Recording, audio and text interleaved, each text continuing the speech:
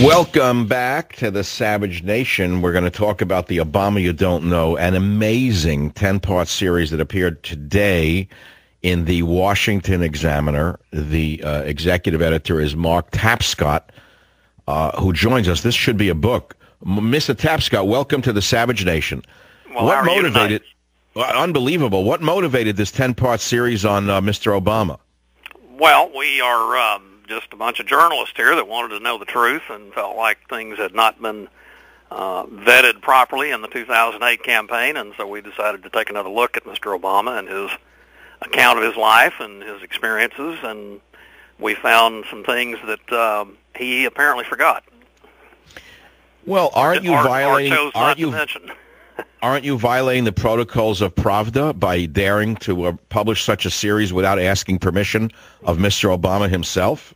Well, my understanding of journalism is that we're supposed to comfort the afflicted and afflict the comfortable. So you don't ascribe to the Dan Rather, Tom Brokaw, NBC, ABC School of Journalism. In your first chapter, A Childhood of Privilege, Not Hardship, you pretty much blow the lid off the myth that the Obamas suffered somewhat as a child. In fact, they had a kind of plush childhood. Both of them did. Isn't that true? Well, as a matter of fact, Barack Obama especially had, we have to admit, he did have some difficulties in his childhood because of his parents' situation. Any of us would if we were in the same kind of deal. Yes. But from the perspective of the kind of opportunities that he had, the social milieu that he was able to grow up in, the economic status that he had as he was growing up, it certainly was not an underprivileged childhood. So Chapter 1, I read the article for the audience today on the Savage Nation, A Childhood of Privilege, Not Hardship in Hawaii. It was very interesting. What is Chapter 2 about in the series in your newspaper, the Washington Examiner? Well, you may recall from the 2008 campaign, a great deal was made of the fact that he called himself a constitutional law professor at the University of Chicago. Right. And in fact, he wasn't actually a professor. He was a lecturer. Which is kind of a... Oh, wait a minute. Now, look, you and I both know that's simply not that big a deal to the Democrat, whether you're a lecturer or a professor. It's more or less... If you feel you're a professor, aren't you a professor?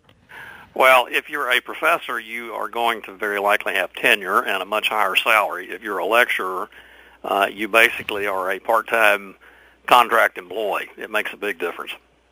But you say in Chapter 2, the myth of the rock star professor. What does that refer to? Well, Time magazine described him as precisely that, a rock star professor. And we went in and looked at the student evaluations of Barack Obama, the students who actually took his courses over the 11 years that he was a lecturer. And their ratings, the first 2 years, he was pretty popular, but from that point forward, he steadily went down, and in the last 4 or 5 years, he was among the least popular of the professors. So, well, here's the part in your article that really really struck my. Okay, Obama's byline did not appear in a single legal journal while he took. Does that mean he never wrote a legal article? Right, that's exactly what it means. He did write his book. Isn't that unusual for a law school professor not to write a single legal article? Well, it's especially unusual for a law school professor, and it's especially unusual for a law school lecturer at the University of Chicago, who people who have those positions then and now are expected to publish legal articles. And in fact, 3 of the folks that were also lecturers at the time Obama was there and who were also sitting federal judges published between them about 170 such pieces. So it can be done. He just had well, no, as a former university person myself, I certainly know what you're referring to, but the average listener doesn't understand what you're saying, I don't think. You say federal judge Richard Posner, who was at the same faculty at the same time, published 132 articles between 1993 and 04, and federal judge Frank Easterbrook, also a legal scholar on the same faculty, published 32 legal articles from 92 to 04, while Obama published no such articles. The legal article in that context is very simply this. Legal professors, lawyers, academics, judges, and so forth talk and debate and discuss with each other through legal journals, law journals, about issues that are currently in focus in the courts or have been or may be in the future. And it's very much part of the ongoing legal community's discussion about what the law means and how it should be administered. He didn't participate in that. What about when he was at Harvard Law? How did he become the editor of the Law Review? How did that happen if he hadn't published anything?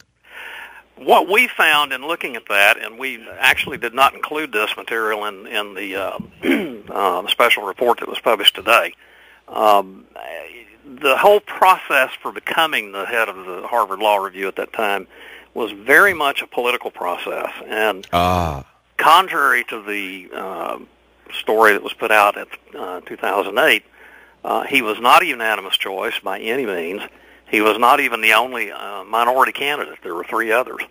And ironically, after literally, I believe, about 17 hours in this marathon political bargaining session among all the candidates and the voters on the review staff, Obama emerged the winner when the small caucus of conservative students on the staff, law students on the staff, for reasons known only to them, threw their support behind Obama. Wow. Sounds like they were Republicans of today in some regard. But the myth of the rock star professor is very intriguing, and it's part of a larger series, of course, The Obama You Don't Know. If you, as the executive editor of this series, were to be asked, what do you think is the greatest revelation in all 10 chapters, could you reduce it to the single biggest revelation? I think the most surprising one is that we found an obscure case while Obama was practicing law in Chicago where he defended a slumlord in Chicago who had tossed out a bunch of his low-income tenants. Oh, no, that's such an important story. Mark, that's a big one. I remember that now. He was a lawyer representing a slumlord, and the slumlord evicted, was it not poor black people from a housing project after cutting off their electricity and water? Absolutely, and refusing to turn it back on for a month. And what he did is he forced them out without benefit of an eviction process, which basically told them to get lost. And Obama was the legal eagle behind this? He was the slumlord's lawyer, and there's more to it than that even. But the bottom line on that particular case is Obama got him off with a $50 fine. Well, the man was prominent. That's a big fine. That's a big fine in Chicago political circles. $50. Common in those days, and probably the point isn't either. But the man, the slumlord that we're talking about, is Reverend Brazier, who was a slumlord, a pastor in a very big church, and most important, was very much a figure in the liberal political establishment in Chicago and a big, big backer of Barack Obama. I think we need to go back to this because, truthfully, if Romney had any, well, let's put it this way, Romney should mention this slumlord past. No matter what is asked of him, he should work it into his answers. He won't do that, of course. He's too nice a man. But I was shocked to read this, that Obama was the lawyer, never mind professor. It was after law school. He was a lawyer who represented a slumlord who turned off the heat and water to the poor and then threw them out in the streets without any alternate housing. And Obama orchestrated the whole thing as the lawyer. Is that more or less a fair summary of what you discovered? Well, I wouldn't say that he orchestrated the whole process. What he did do, without any doubt, is he defended the process and got the slumlord off with a $50 fine. Isn't that politics as usual in Chicago, though? Very much, and that's exactly the point. Obama has presented himself over the years as an idealistic civil rights lawyer, community organizer who's interested in helping the poor, and an idealistic politician. The truth is, based on what we found, the truth is he's really just another Chicago machine politician. The series is The Obama You Don't Know in the Washington Examiner, 10 parts. I posted it up on michaelsavage.com. I'm looking forward to reading a piece of it every day.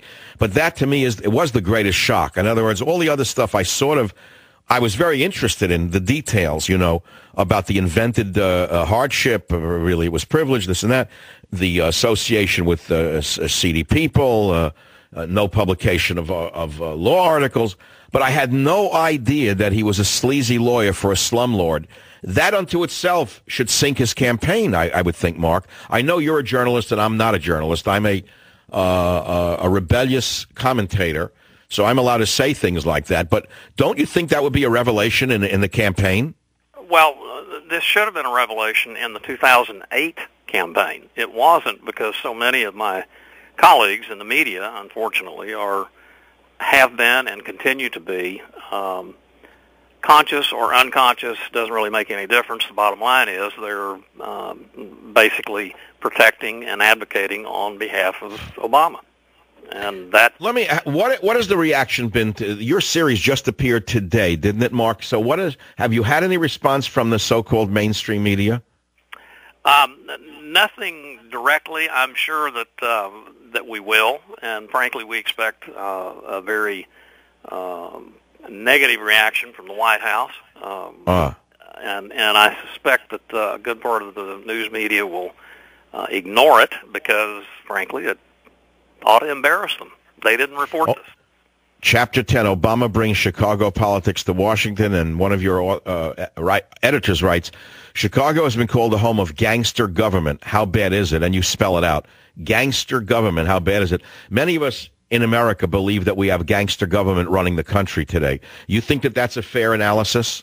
Absolutely, I do. And the editor who coined that term, gangster government, is Michael Barone, who many of your listeners, I'm sure, are familiar with because he's one of the editors and was the founder of the Almanac of American Politics, which is an absolutely essential source for anybody who's really interested in what's happening in American politics. And you say that... I'm sorry. You say Barone defined gangster government as using the powers of public office, quote, to transfer the property of one group of people to another group that is politically favored, close quote. Boy, does that ever describe what's going on in this country today with the fake solar contracts, with stimulus funds that have disappeared, trillions of dollars gone up in smoke. We don't even know where the money is. Well, actually, we do know where it is. It's in the pockets of Obama's friends and political supporters. Well, isn't that a crime? Well, let's not forget we're talking about Chicago politicians, and they are the world's masters at covering their tracks. It's very difficult to prove. But the bottom line is, as we report, 3 of every 4 of the $20 billion in clean energy loans that have gone out under Obama went to companies that his supporters, friends and political donors, own, manage, or otherwise have an interest in. You quote the book Throw Them All Out, the 2011 book by Peter Schweitzer, and you say that 31 Obama bundlers and big donors whose firms receive more than $16 billion in clean energy loans and grants include Gore, Silicon Valley venture capital king John Doerr, Sergey Brin, that's of Google, Dan Reicher and Larry Page of Google, Jim Rogers of Duke Energy, Tesla Motors, Elon Musk, and CNN founder Ted Turner. How did Ted Turner wind up getting a clean energy loan? For what? Well, it's a company that he has an interest in, and I don't remember the specific details of his. But well, you know what? Well, here's the thing, Mark. This should be discussed by Romney. This is what Romney should be talking about, don't you think? Well, I certainly think anybody who's interested in what's going to happen in this election ought to be talking about it because it's, bears directly on whether or not the incumbent president should get another 4 years. If you want 4 more years of that stuff, vote for him. Yeah, with reappropriation of people's money. Incredible. The Obama You Don't Know, 10-part series by the Washington Examiner. With us on this topic was Mark Tapscott, the executive editor. And Mark, I want to thank you very much. I will be reading from this over the next few days. Incredible journalism. I'm proud to be an American today, and I'm proud to say there's still a journalism alive in the country. Absolutely. Thank you so much. Thanks, Mark. I'll be right back on The Savage Nation. Savage.